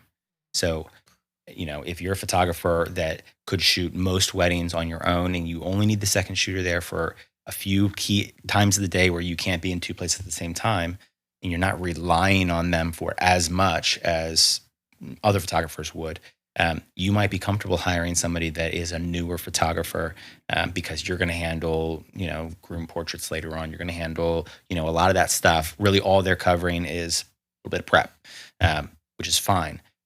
So somebody might say, okay, I'm hiring somebody that's charging $40 an hour, but then they're charging $80 an hour for them to second shoot. That's okay. You do want to have some sort of like guideline though in place. Like I don't want to be charging $70 an hour for one person and then $100 an hour for somebody else and have there be that like inconsistency to it. There should be some sort of consistency to it. The other thing is what a studio pays a second shooter should have nothing to do with what the studio is getting paid for the job, in my opinion. I agree 1,000%. And you see that a lot of times where like, oh, this photographer is making so much money, they should be paying their second photographer more, like it's a sliding scale. No, it is a capitalist marketplace. You pay based on what is important to you as a photographer, and you negotiate that rate privately with the photographer that you're hiring.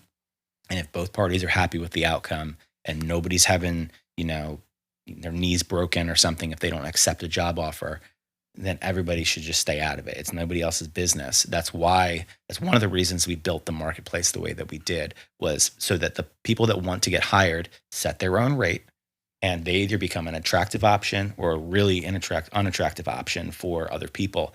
But there's no studio reaching out to so-and-so trying to say, oh, I see you're charging this much. Would you take this much? And then it's like, ultimately it turns into the Wild West again. If you're charging too much, you're not getting booking offers, you're not going to get hired, you're not going to make any money. You're going to realize that it's because your rate's too high, you're going to lower your rate.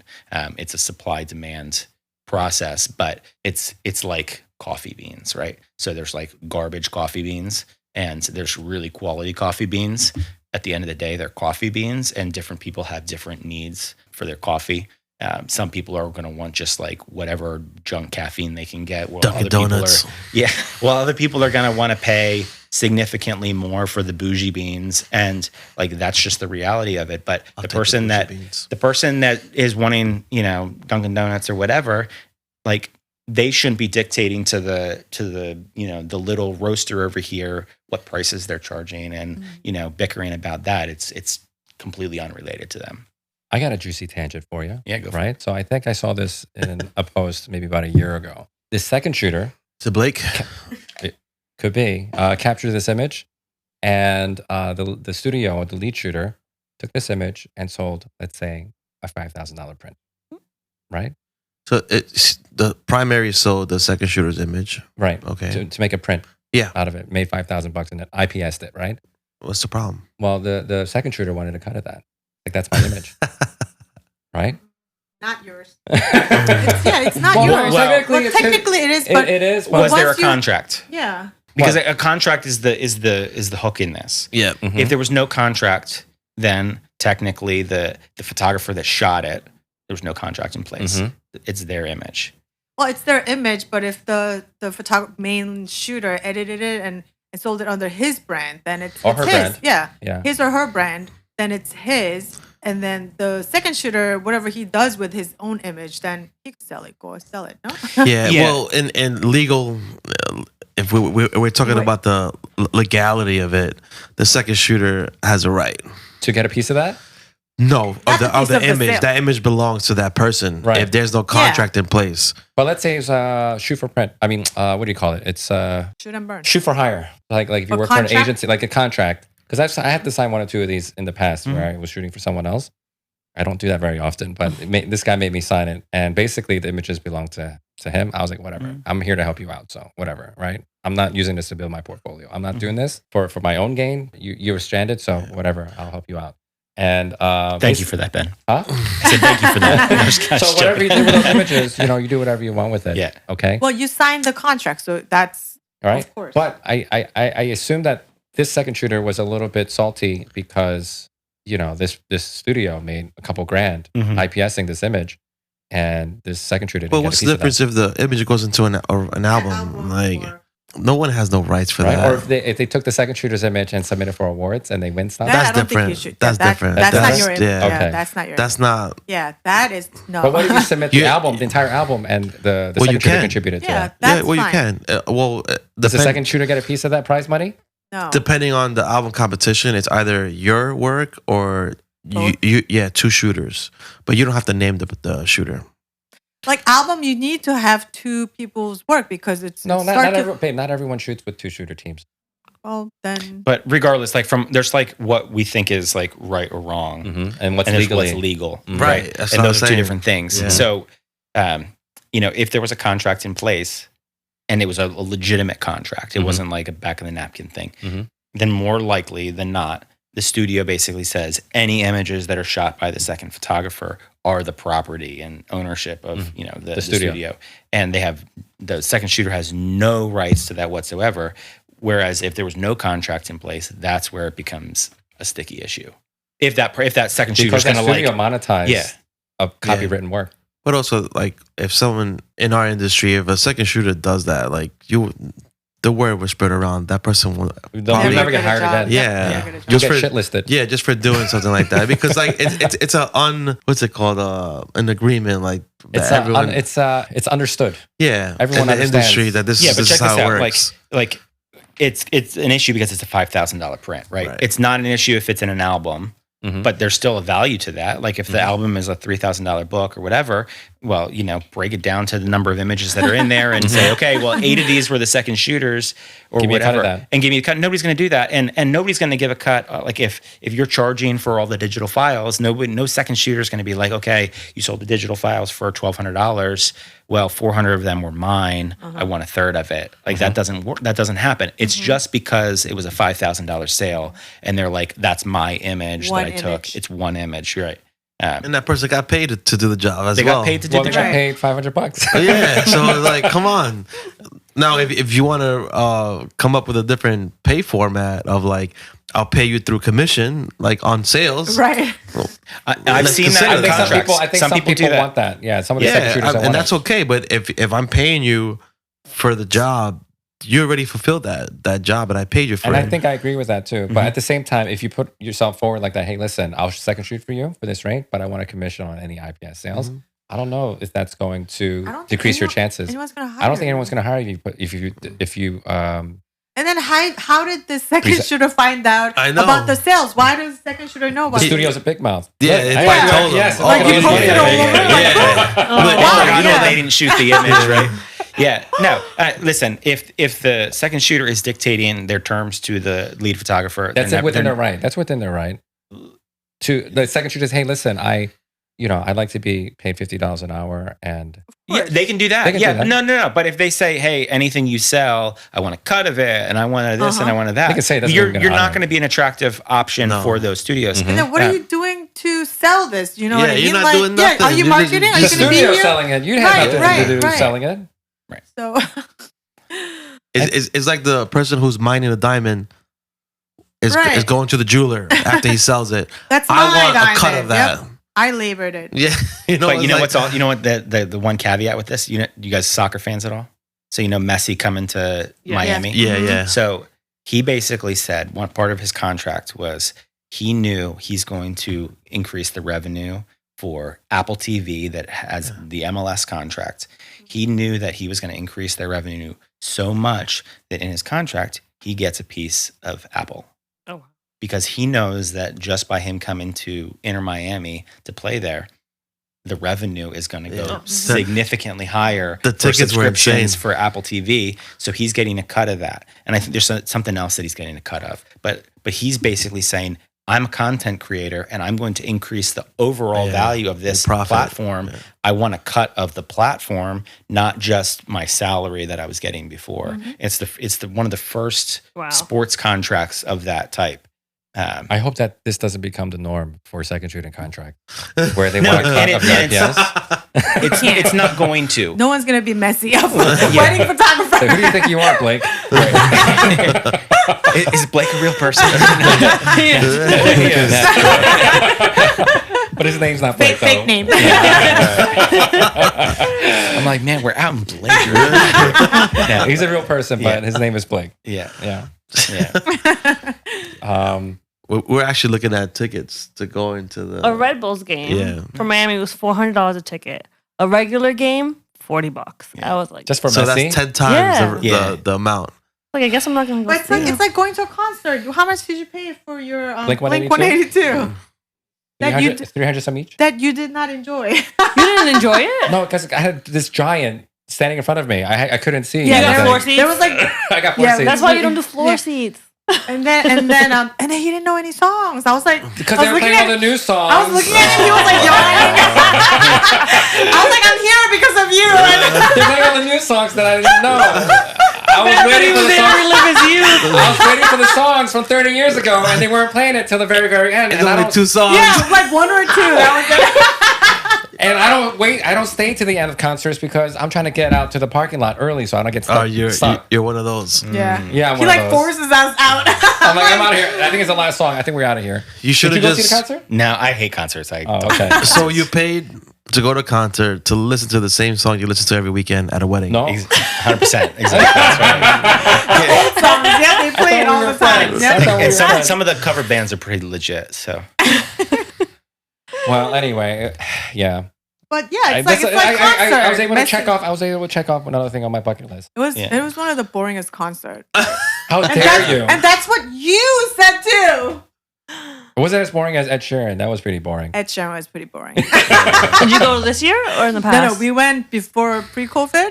That was boring. But this We year, loved our Ed Sheeran concert. Yeah, it was but pretty good. this year's concert looked much like there was all these Before different screens. at Met Stadium, it was just an empty stage and him just Yeah, strumming his empty guitar. stage. He was on the stage by himself with one guitar. Every other song, he would get a new guitar. And Oh yeah, that's what we went to. Yeah. That was years ago, yeah. It's pretty good. I enjoyed though. it. I thought it was nice. But like, It was So I like it was his a songs. calm concert. Yeah. It, you know. well, not calm to teeny boppers. So we talked about rates, right? What So to do- there's still another aspect with rates. Yeah, let's go talk about rates. Yeah. Let's talk about rates. Let's Like, go I'm back. not done. All right, I get it. Let's go. So you have everybody able to set their own rate, right? And if they're getting hired too much, they can raise their rate. If they're not getting hired enough, they lower their rate. But what it does is it makes it so that any given studio, when they're looking for help, they're trying to find people whose value is in alignment with the rate that person's charging. They're looking for people who, okay, their work is really quality. They might be willing to pay more. So when they're used to posting on Facebook and saying $50 an hour, and now they're looking at this list of people and they're saying, okay, well, this person's 65 and this person's 72 and this person's 45, they might look at somebody that's $45 and say, okay, well, their portfolio is actually pretty similar to the person that's charging 70. All of a sudden, they're getting the discount because they're hiring somebody less than they thought they were going to need to. It just kind of flips the script, so people can price themselves in alignment with what value they're bringing. Some people are exceeding the rate they're charging and the value that they're delivering, and those people get hired so much, and they're able to expedite their growth as a photographer. If they're a newer photographer and they might be trying to grow their own brand, when they get to work with 15 different studios 3 times each over the course of a summer, all of a sudden they're gaining all the best parts of all those photographers, and they're able to take that and grow so much faster than I was able to, who was just figuring crap out on my own. I could have had a much faster learning curve if I would have had that opportunity. If you're listening to this and you think that second shooting is like below you, like I've been doing it for 16 years and I'm still learning things from photographers, how they communicate with clients. Most of the time it's learning from photographers things I don't want to be doing for my own weddings that I notice rubs people the wrong way. But when you're the one interacting with your client the whole time, you might not see that 100%. They're reacting the way that they do. But there's just a lot of value in it. So it's going to be second shooting for me this weekend, and I'm really excited about it. Are you ready? I got a double this weekend. Ben loves second shooting, by the way. It's a blast. Honestly, it's a lot of fun. I enjoy it. It's fun. I love second shooting. Yeah, I just don't have enough opportunities there. But you know what? Like, I have an associate team. They hate it when I second shoot for them. So does Carousel. I hate it. I hate it. You don't want Ben as a second shooter. He would have all the bad reviews and shoot with me. That's why I'm not on Shoot With Me. I'm kidding. This guy likes to interfere. Guy thinks he's a lead shooter. Well, I am the only one that without the award here, you know? But, Do you control yourself when you're working with someone that's not on your associate team and that is not Karis? I do. Actually, I've Did only... you ever? Yeah. I Like twice. I second shot and I associate shot the same within a 30-day period in our mutual Facebook groups and stuff. And both of those situations were emergency situations. One of them got COVID like 3 days before the date, so I needed a second shoot for him. And the other one was it was a holiday wedding, and he couldn't find anyone, right? And anyone that he found was charging double the rate or whatever. For both of them, I told them, just pay me whatever you want to pay, man. Like I don't like you're in a bind. What One of these things, I'm gonna need a fine. $10 an hour. If that's what they were gonna pay me, then he just got fed. if that was what they were gonna pay me, then that's what it was, you know. Because like I was personal friends with both of them, and but that goes back to what I was saying, that like you pay whatever you want, man. I only second shoot for my friends now. Mm-hmm. So I think what that's they a want to little pay me different. is lower than what some people are charging you guys as are well. Coming from. But I second shoot a lot. Yeah, they asked me, "Hey Ben, what do you want to pay? What's your rate?" I was like, "You pay me whatever the hell you want to pay. I'm here to help you out." I think that's different. Shooting for your friends, helping them well, out. one was a close friend. The other one was like more of like a work friend. If you're trying to find a shooter on a holiday, you gotta expect to pay a little more. extra. Yeah. He did pay a little extra. I was like, "Yo, this is like way too much." He's like, "No, Ben, you know, I'll pay you this rate." I was like, "All right, I'll take it. I'm not going to say no to it." But I was fully expecting to pay or get paid Standard. like market rate or below, whatever. Yeah. You know?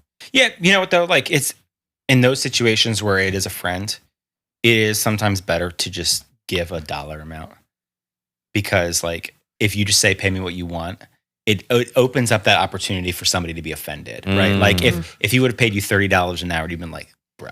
This is the last time I'm showing up. If you would normally charge somebody $75 an hour or whatever to second shoot, you might say, "Yo, dude, I'll take $60 or whatever," and you feel like you're getting a reasonable, you know, hourly rate, and you know he's getting a little bit of a discount, but at least you guys are on the same page about it, and it's not leaving it up in the air. Yeah. And I also wanted to piggyback what you said earlier about, you know, naming your rate even if it's below market rate, right? Yeah. My thing is the value that you're getting in return as a second shooter working for someone else, right? The value that you get back from that studio is more than just that $45 an hour or $40 an hour. The knowledge that you get from working with these people far exceeds the $10 that you feel you got shorted or $15 an hour. Yeah, you always learn a lesson, good or bad. What Nathan was saying, like whether or not, like what not to do with your clients, or you could actually learn a trick or two that you know that you didn't know before, like something that you're shooting. Style wise, or I feel like I learned a lot as well, and part of it was more of interactions of how they interacted with the couple. I noticed that some people are great at it, some people are terrible at it, and the ones that are terrible are the ones that have a lot of pressure on them because they just interpret things differently. When if you just sit back, look at what's happening, and just have a different approach, and it works out. So I've learned to just like kind of do that in some aspects, like just remain calm, even though I'm not, even though my mind is like going all over the place. But I feel like there's always, you guys are right. There's always something to learn, whether it's good or bad. Yeah. So what's the too long didn't read version of this episode, right? If you want to become a second shooter or become more proficient at growing your business, and you know, if you're trying to get more work, assist, second shoot more. So like learn from others. Yeah. Keep an open mind. Leave your ego at the door, right? Charge accordingly, but you know, a lot of the value that you get from working with others, it's not necessarily in your dollar per hour. Try to make it mentally okay for yourself to accept a little less than what you think that you're worth, because the value that you get back might be exceeding that. Or right? just somebody that you're helping out. You might be in a bind one day, and that they'll reciprocate that and help you out. Right. Also to just continually reassess what you bring to the table in every transaction, right? Like, this is what I offer. You know, this is my portfolio. Yeah. And leave the ego at home. Exactly.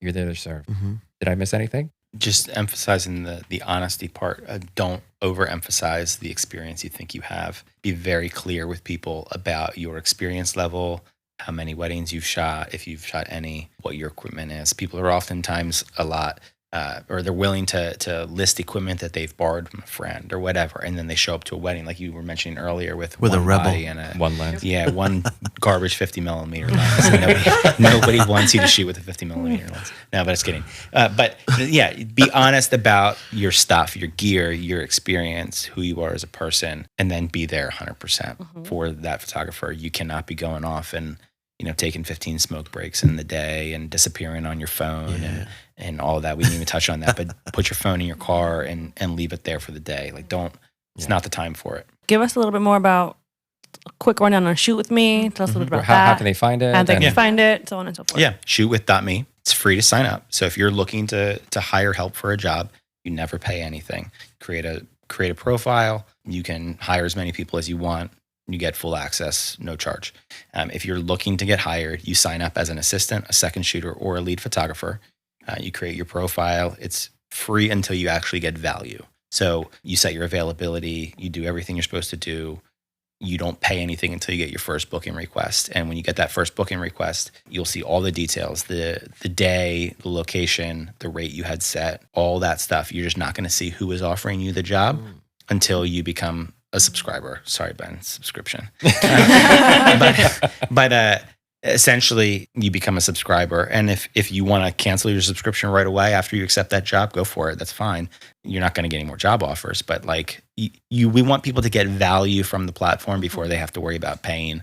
There's far too many services and subscriptions that we have to pay on a regular basis where you have to start subscribing before you actually get value from it. So we have users who get value within the first day or two of having their profile. We have others that, for one reason or another, normally because it's because they haven't been real with themselves about what the rate that they should be charging and all of that, but they don't get hired at all. And those people are on the platform for free in perpetuity. So yeah, we're not taking revenue or subscription money from anybody that's not getting hired on a consistent basis. They get job offers, they can accept or decline them. They review each other afterwards. We have some people that have gotten hired close to 100 times already. We're on the edge of getting out of the photography industry altogether and have now revitalized their career. We have other people that started with assisting, no experience, and now they're starting to lead shoot for themselves because of the relationships they've built on the platform. And this summer, we're rolling out the certifications that I mentioned earlier, where if you are trying to assist, second shoot, or lead shoot for other photographers and you want to make yourself more attractive, you can go through that certification process and you get a little badge on your profile that says you're certified. So studios can have some confidence in hiring you, knowing that you've kind of learned the ropes, the expectations for a wedding day. You're not going into it without understanding that stuff. Studios still have to vet these people. It's not a blanket stamp of approval like we've hired these people and we've personally vetted them. You still have to go in and see if their work aligns with what you're looking for, their rate aligns with what you're looking to pay, et cetera. But it's giving that extra assurance that they've gone through the process and they know the basics. All right. So I'll leave those links in the show notes. So there's another thing that we want to share with the audience. Nathan is actually one of our amazing speakers at our upcoming summit, the Focus AF Summit next January. So Nathan, why don't you share with us or share with the audience what you're going to be talking about? What we're going to be talking about at the conference is, as photographers, who are you modeling your business after? Not just on the artistic side. You can have photographers that align with you and what your photography artistic goals are, but you don't want to create a business that you grow to hate because the people that you're following or the people that you're taking advice from are creating a life that doesn't align with the life that you want to live. And you have to figure out at the end of your life, what do you want your purpose to represent? Like how do you want your life to be talked about? Do you want to be known for making a ton of money and having awesome stuff? Okay, if that's the case, then okay, work toward that. If you want to be known for making an impact in a lot of people's lives and, loving your family, loving your friends, being somebody that people trust, how do you build a business that aligns with that? And if you're taking advice from people that are on one side of that spectrum or on the other, and it doesn't align with what your long-term goals are, you're going to lose who you are and you're going to lose relationships and you're not going to be fulfilled throughout that time. So that's the nutshell version. We'll be sharing a 30-minute version or a 35-minute version at the conference, and diving into how you actually do that, how you work backwards to reach your goals. Awesome. I love that. That's amazing. I can't wait to. Why is that funny? I think that's amazing. Are you sleeping? No, I'm not.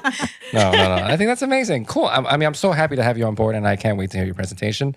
So, yeah, guys, you guys want to hear more about Nathan's presentation?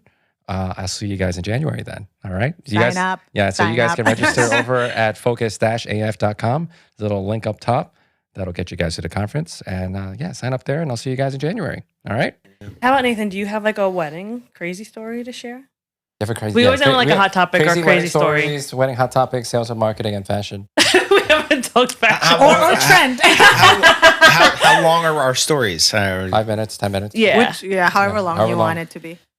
No craziest wedding story? Well, I have a lot of like little crazy stories. So Okay, that's good. one time there was a wedding years ago where the groom did not show up for groom prep. All the groomsmen were there. Second shooter was in the room. Everybody was there. Nobody knew where the groom was. And he was like 3 hours late. Bride does not know that the groom is not there. We're trying to figure out how to deal with this. When do we actually get to the point where we communicate that he's not around? So anyway, guests are seated. Ceremony is about to happen. It was a church thing, or No, this was a venue, like a barn type venue. so no first look kind of thing. No first look. No.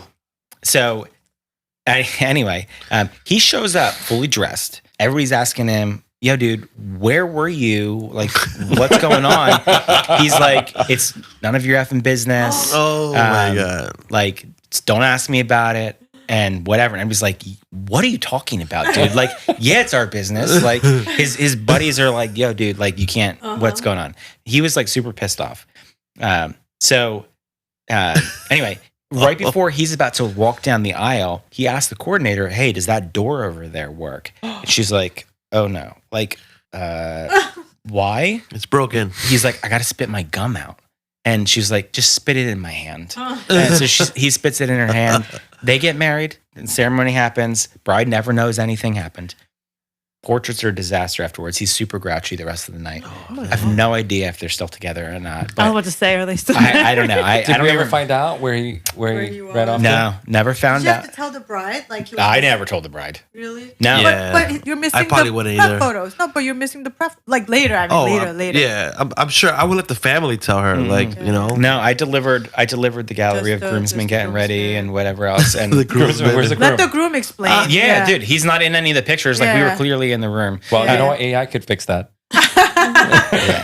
Not 10 years ago. Not replacing with specific person. How many times do I have to tell you this? So this It past could be a weekend, random groom. I'm second shooting for somebody else, and the bride and groom, they're doing the horror. They're not Jewish. They're just doing the horror. Yeah. For What? fun, right? We had some We had Chinese that couples too. do that. Yeah, Are you yeah. serious? Yeah. With So- the music and everything? Yeah. No. They weren't even doing that. They were just doing the chair deal. Yeah. People All all right, the time. all right. Yeah. So she's got a beer in one hand and she's got her hand under the seat on the other hand, and she's a petite young woman, and they're throwing her real high in the air. She just topples off the thing, right? And falls on the floor. And the groom is still up there, and he realizes his bride's on the floor, and he's like, let me down. So he gets down, he checks on her. She's fine. She caught herself. She's That's like hilarious. athletic and whatever else. Yeah. But I look over, and I was doing some like blurred shutter stuff and whatever. Dude, awesome shot. Fantastic. But the guy next to me was filming on his phone and got the whole thing. So I have it. I can show it to you. You guys can see it. It's hilarious. You just see the bride bouncing, and all of a sudden she just like topples over. It's hilarious. And everybody, once they realized that she was fine, they were sharing it. They Yeah. were Oh, like, that's Oh awesome. my It's God. like We funniest thing had in the that world. happen once too. So we had the bride go up, but they couldn't keep her up, so she fell face flat onto Yeah, the she ground. went- And then this is what you hear. Oh, no. She didn't move. So she was on the ground for like Oh. face down really long So you time. had this. We're like, oh my gosh. Right? I was like, oh my God. Like, She's hard. That's all you hear, right? The music stops, right? And you know what she was saying? You're stepping on my hair. So somebody was stepping on her. She couldn't get up. We thought she was like injured. She couldn't get up because it, it's like, yeah. Yeah. I don't know. I've forgotten way more weddings than I remember. Yeah. I mean, if I look at the couple, Yeah. it's just my memory. It's not like I don't care. I care. But if I looked at the couple, I would say yes, I shot their wedding probably. But You might not remember their The names. details. I've had times where I've been out to dinner with my wife and an old couple comes up to me and I know I shot their wedding. Yeah. You just I don't just remember the can't, name. I Yeah. can't remember the name. Ben. Yeah. And that's, I can remember where the wedding was oftentimes, but yeah, you just get to that point. Yeah. You get to a point. Sometimes I forget names too. Yeah, that happens too. I That forget like family members' names. I can't even get my kids and my dog's names right. Yeah. The first time.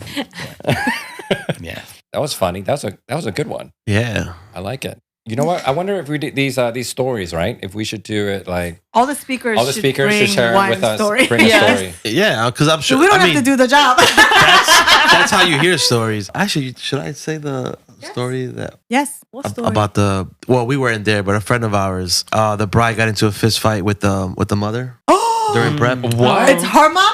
Yeah, her mom punched her in the face. Nice. During Mom did On the wedding first? day? Yeah, during prep. The heck? Yeah. Did they have a black eye? No, so like apparently like this, they have like they don't have a great relationship. The mother was like she used to be a drug addict in the past, so they didn't have, and I don't know what Your happened. stories are always so violent, man. Yeah, I wasn't there for this. Getting so, arrested? It wasn't our wedding. Yeah, it wasn't our wedding. So my friend was doing video, he told me this story, and then they both him and his wife do video. So when he saw that happen, he grabbed his wife. He goes, "We're gonna leave prep. Let them handle it, and we'll come back when they handle it." And he said for the rest of the day, the mom acted like nothing happened. She gave a speech and everything. Yeah. I love those when like there's family issues during prep and then everyone's hugging and kissing by the reception. Like they didn't just almost kill each other a few hours ago. But that's family dynamic. So You always love those like unhealthy parents that like give a toast and they make it all about themselves. Yeah. And you're like, like, yes. what are you doing? Yeah. You're like, you're a 5-year-old. Like, what is wrong with you? They're especially with Asian parents, right? Especially if it's an only child, because you get a lot of those, right? Basically, they're sharing about all the kids' accolades and all their achievements. And Yeah. stuff. But basically, it's a Instead of reflection just the themselves. ones whose day it is, they're talking about the other siblings too. Like, it's not their day. All right. So let's talk about some sales and marketing stuff. This one should be pretty quick. I want to ask you guys your opinion, right? So no, that's a lie. I do go on Facebook a lot, right? So I saw this. Yes, you do.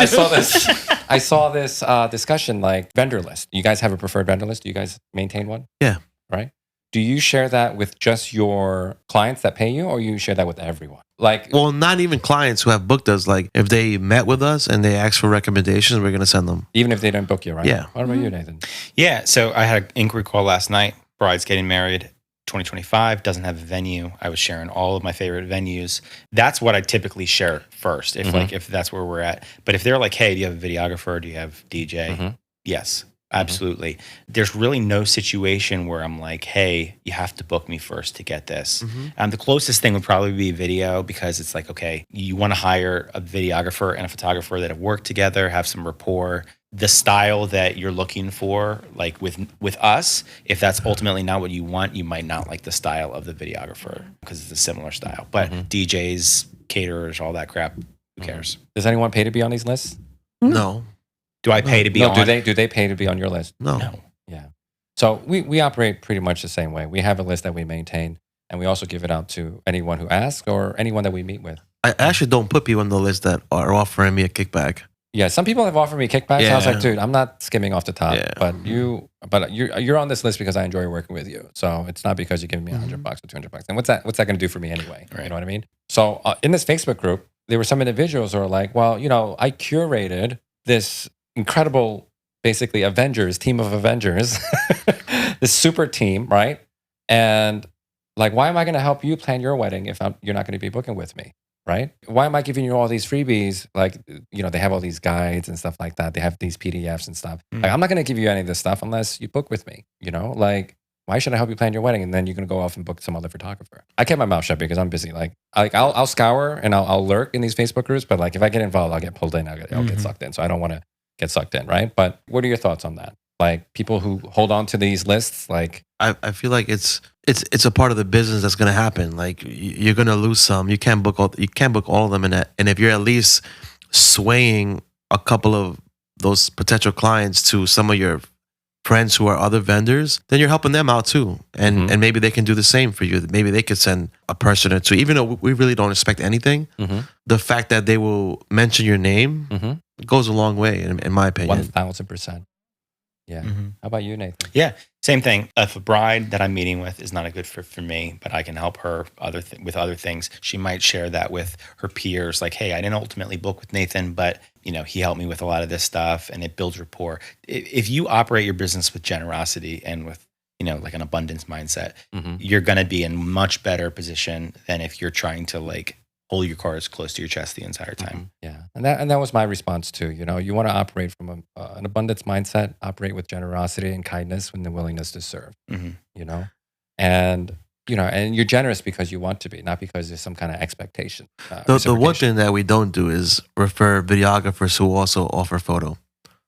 Yes. So just because of the confusion. There's sometimes. a conflict of interest, potentially. Yeah. They're on my second list. So I was like, listen, I'll reach out to these people first. After you book me, I'll send you a second list of people who also offer photos. A secondary list. It's not that they're bad or anything. It's just that they offer photos too. I just don't want to have any conflict there. Because like in the past, it has happened to us. We were referring a videographer who offered both, and they booked them for both.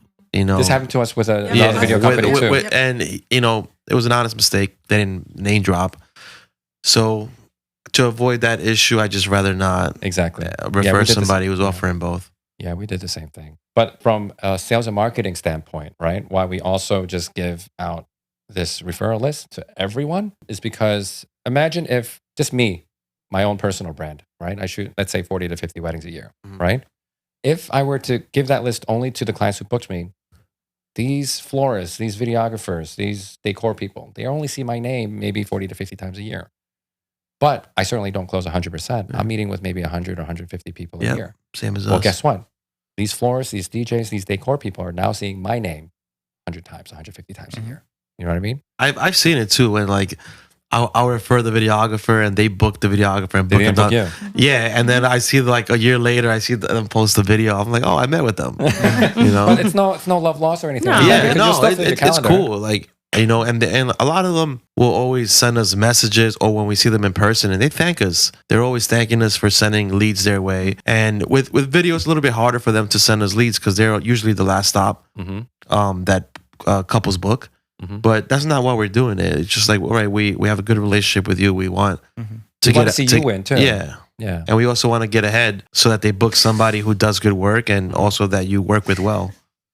If you're having a consult with a couple and you say, hey, like, where are you guys at with your wedding planning process? What do you guys have lined up so far? And they might say, okay, we have this venue booked and we're looking at these DJs or whatever. And like, oh, which DJs are you looking at? And they share and you're like, oh yeah, I've worked with so-and-so. They're fantastic. Oh, I haven't worked with them, but I have a shit list too. Yeah. Absolutely. But like you're able to build rapport with your couple by saying, yeah, I've worked with these people. They're great. And it validates them. It validates the company that they're looking at. If they're like, hey, we're looking at, florists right now or caterers or whatever, and we don't know where to start, be like, hey, I have a couple names. I'll shoot them via email after we get off the call. So that's the way I do it. I don't say, hey, I'm going to send you this rigid list and this is my preferred vendor list, which is fine if you do that too. No offense. But like I do it in a very relational way, because if they're not needing a referral list, if they have everything else locked up, me sending them a random list is adding chaos to the entire experience. I'd rather keep it, customized per person when possible. All right. That makes sense. Seems pretty focused AF. Yeah, very focused. Did we work that in the beginning? Yes, we did. No, okay. Well, you did that. No, I did that. So anyway, I guess that just about wraps up this week's episode. Yes. A Focused AF. A Focused AF. Yes. Did somebody wrap it up? Hey, you want to wrap it up this week? No, I tried last week and it was a disaster. Jen, it's you. First we need to, Nathan, can you just let everyone know where to find you? Sure. Drop your handles. Social media. Yep. Yeah. I'm not on Instagram, and I am, but I don't do anything with it. You can email me, nathan.desch@gmail.com, if you need to get in touch. Find me on Facebook, Nathan Desch. Shoot with me. Yeah. We'll leave those links in the show notes. Yeah, leave the links. If I remember to, yeah. Yeah, I try to stay off of social media as much as possible because it's a time suck. Yes. But you can find me there. I'm terrible at it. Well, that was another episode of Focused AF. You can find us on Instagram at focus.af and on our website at focus-af.com. I'm Jen. This is Ro. I'm Ben. This is Karis. Have a good one. Adios. Bye. Adios. Bye. Focused AF is a fun, business-focused podcast for wedding creatives. Co-hosted by award-winning husband and wife wedding photography teams, Ben and Karis. And Jen and Ro, where we help fellow wedding creatives with their sales and marketing. With laid-back conversations and real talk with some of our most favorite people in the universe. And with that being said, are you focused AF? I am Focused AF today. We are Focused AF. I think I might be Focused AF. Welcome to the Focused AF podcast.